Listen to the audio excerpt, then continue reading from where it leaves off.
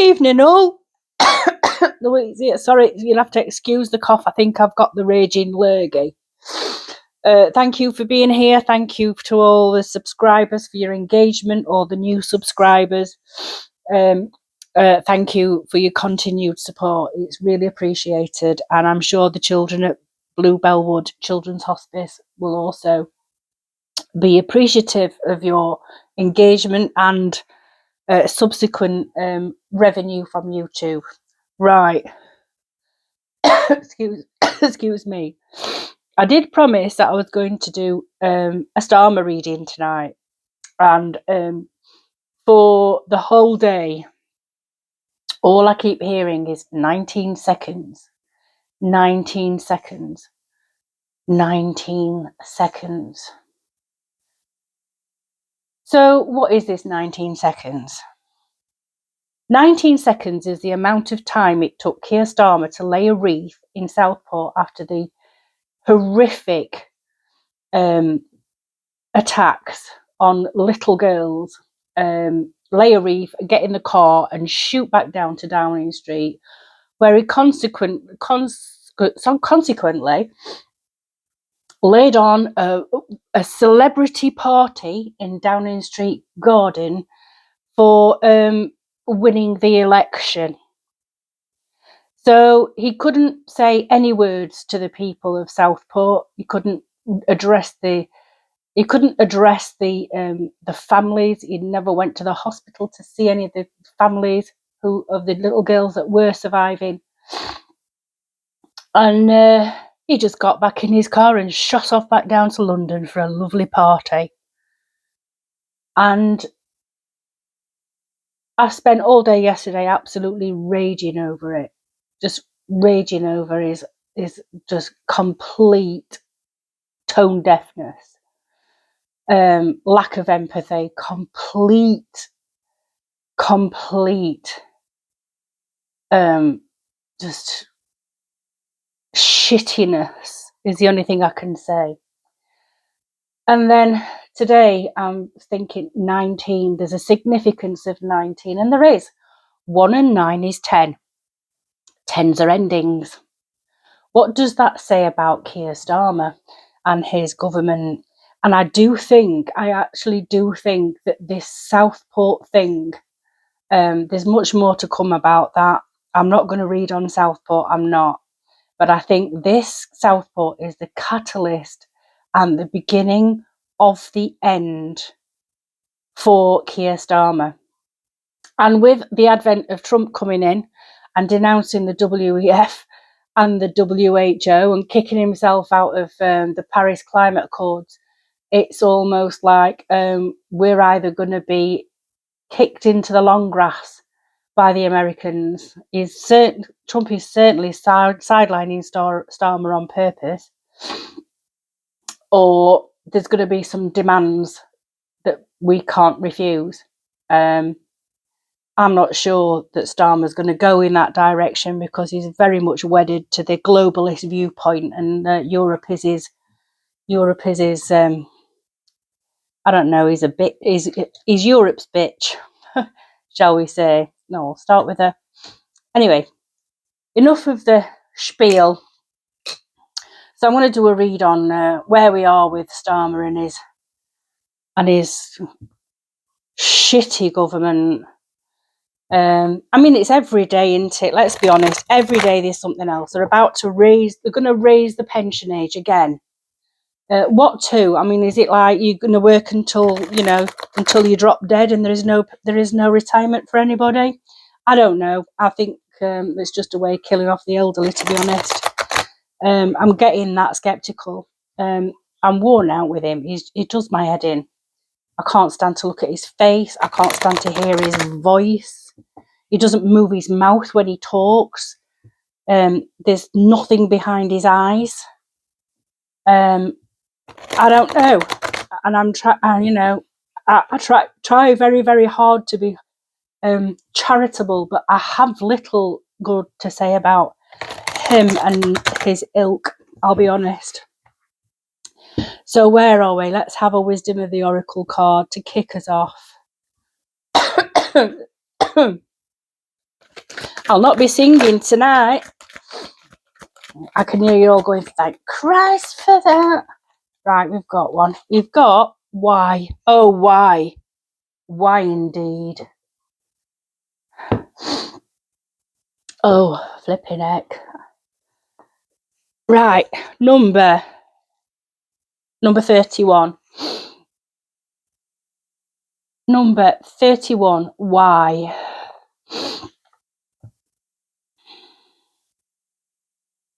Oh, goodness me. Why?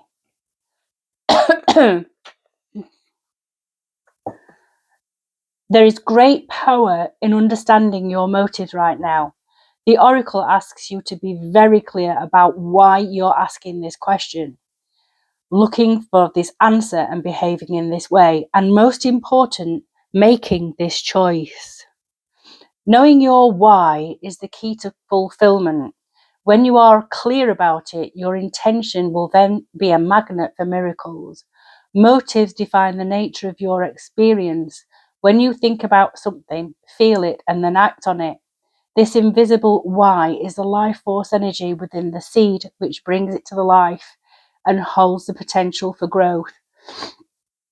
So basically, when we get to Starmer's why for all this ridiculous behaviour, when we get to the why, we'll figure out what he's actually growing. I think we already know what he's growing. I think he's paving the way to eradicate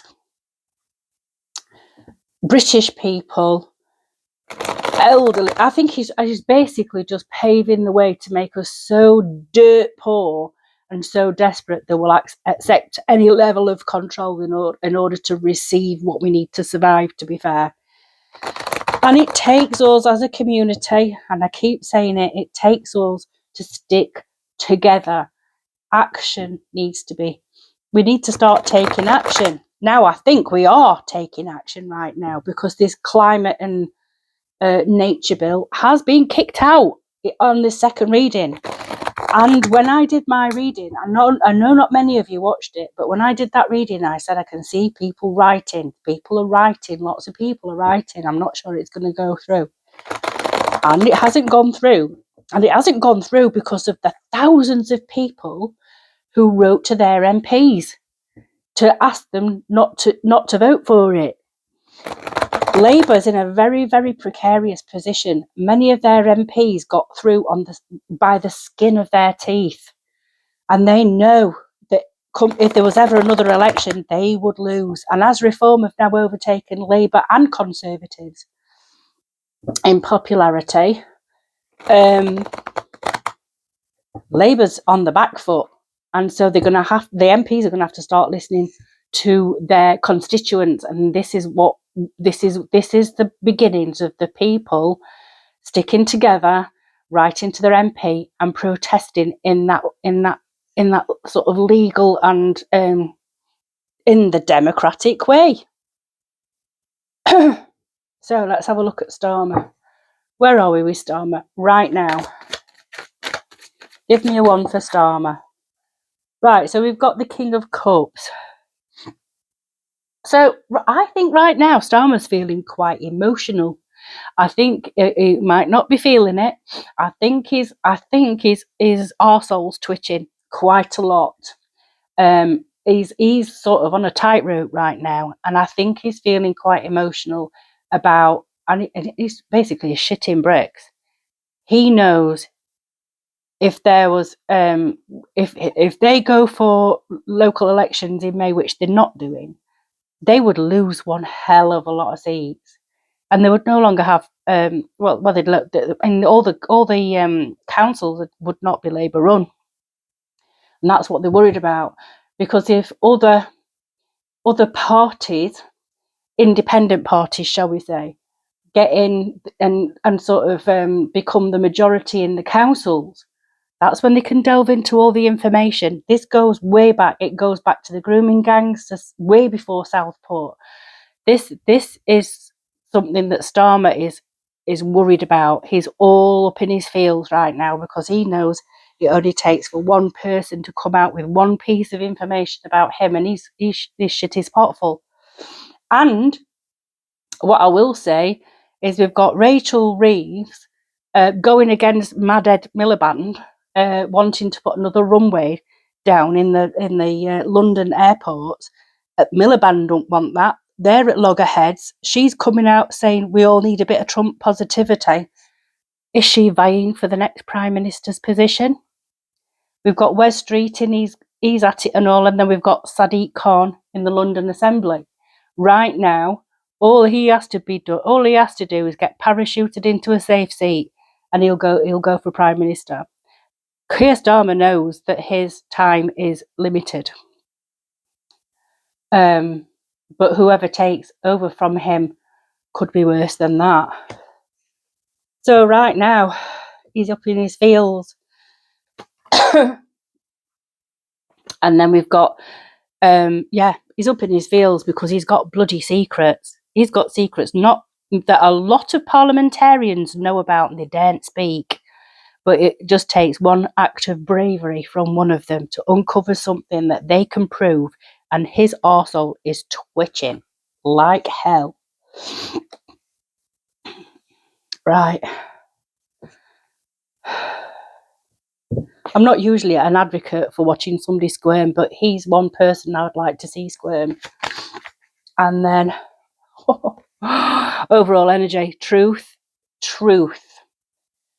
is about to be, it's coming out. It's coming out. We just have to be a bit more patient. Truth is coming out. What's in the subconscious?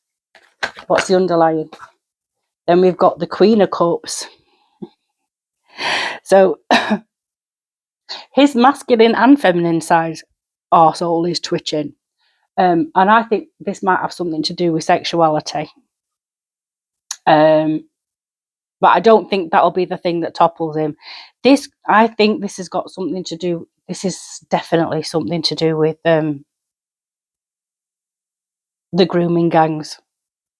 Whatever part he played as the head of the Crown Prosecution Service. He's frightened to death. There's something there that's buried, but not very well buried, because other people know about it. It's just not in the public domain. We can guess, but we can't prove it. What's in the recent past? Well, recent past, he thought, that's it. He thought the sun shone out of his arse.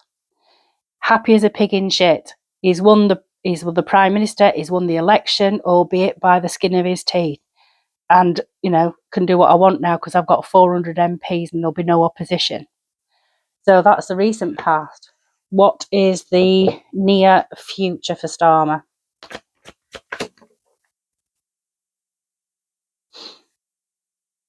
Right. I think there's going to be some inspection of his work. I think 3's about collaboration, but this is like someone's working on this church and then there's someone inspecting the work, making, like a clerk of works, if you like. So a supervisor, there's someone coming in overseeing him. So there's going to be some sort of, I don't know whether it's going to be a committee or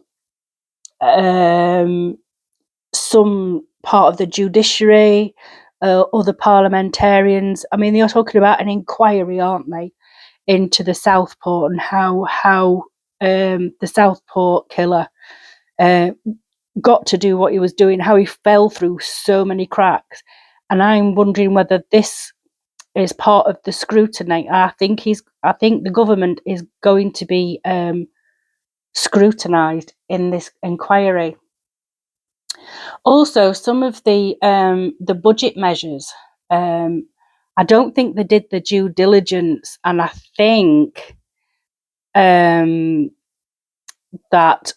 there is someone up in, or I don't know if it's one or two people or a group of people in Scotland are taking the government to court because they didn't do not a risk assessment. What's the word? They didn't, when they want to do some sort of massive fiscal rule, and in order to put that out, they've got to do some sort of assessment, an impact assessment. All these new budgetary things that they're going to do, like the inheritance tax and the winter fuel allowance and all this kind of thing, they haven't done this thing. They haven't done it. They haven't done impact assessments, which is a legal thing they should have done. So I think there's going to be some, definitely going to be some inspection on their work so far, shall we say. And I think it's going to go down the legal route, and I think it's going to embarrass Starmer quite a lot, because he prides himself on being this hot shot lawyer and all that. But I mean, they've not done the due diligence, which is a legal requirement. So what is beyond his control? Yeah, he's going to get battered. The wounded warrior is gonna put his defences right up. He's already got his defences right up. He is hiding behind the law quite a lot. Oh, we can't charge the Southport murderer with terrorism, although anybody else would have been charged with terrorism with what they found on him. Can't charge him with terrorism. He can't have a whole life term. We can't treat him as an adult because he was 9 days, all that. Yeah, they can. Yeah, they really can. And actually, if he'd have had a terrorism charge, he would have been eligible for the full life tariff, whether he was an adult or not. Starmer's taken that choice. He's actually putting his defences up, and he's hiding behind the law right now. But he is battered. I'm telling you, this man's arsehole is twitching. He knows his time's nearly up.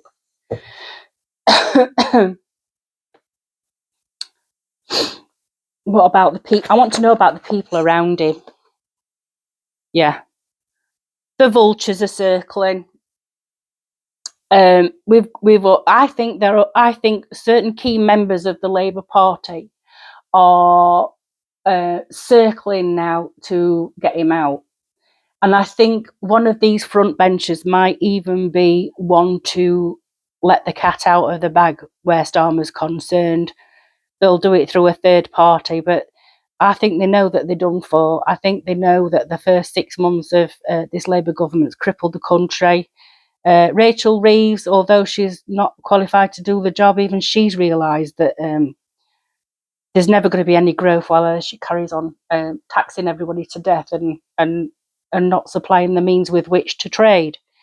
Some of them are always, some of them you'll never be able to zhuzh up. I mean, you cannot polish a turd, but you can roll it in glitter. But I think the vultures are circling. What's the hopes and fears for the Labour Party right now? I just keep hearing 19 seconds. Right. Oh, they are absolutely shitting bricks. They're all full of anxiety. They're all worried. They've made some very wrong moves. They've been wrong-footed right from the off, and they know it. They were not equipped to be in government. They were not prepared to be in government, and it shows. And now they've realised that they're not capable of being in government. There's a huge anxiety amongst them in the Labour Party. There is going to be some sort of, I don't know, there's going to be something's coming out. What is coming out is going to be truth. And what's the potential outcome for Starmer? Right. He's going to cling on for dear life. He's going to hide behind the law. He's going to cling on. He's going to hang on to power as much as he possibly can. But will he be successful? He's just going to hang on. Nobody wants him. No, he's not. He's not. The potential outcome for Kier Starmer. They are gonna do some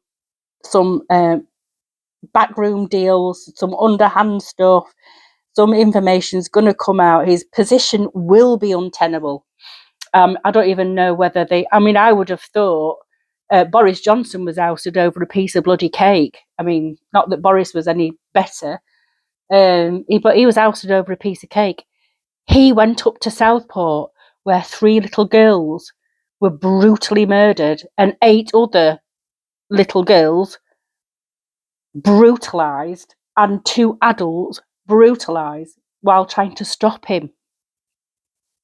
And he didn't even address the public. He didn't even address the people of Southport.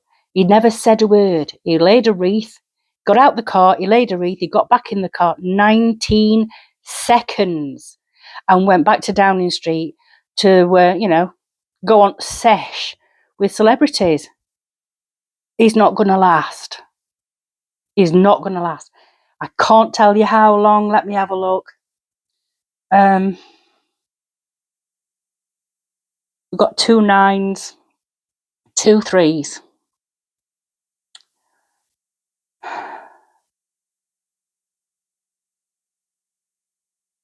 I don't know. I would say we're going to hear something within 3 months. We are going to hear something within 3 months, which is going to really put major doubt. I think the tide is turning. I think the media are starting to turn, the mainstream media. Some parts of the media will never turn because you need to look at who they're funded by. But yeah, he's going to try and cling on for grim death, but he's gone. He's going to go. The problem is who's taking his place. Because I'll tell you now, if Sadiq Khan gets a safe seat and he ends up as Prime Minister, don't bear thinking about. But I think Rachel Reeves is vying for position. But we'll have to see, won't we? Anyway, that's your latest Kier Starmer update.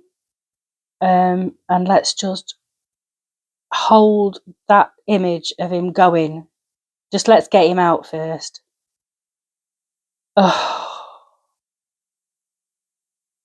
This next 5 years just cannot come quick enough.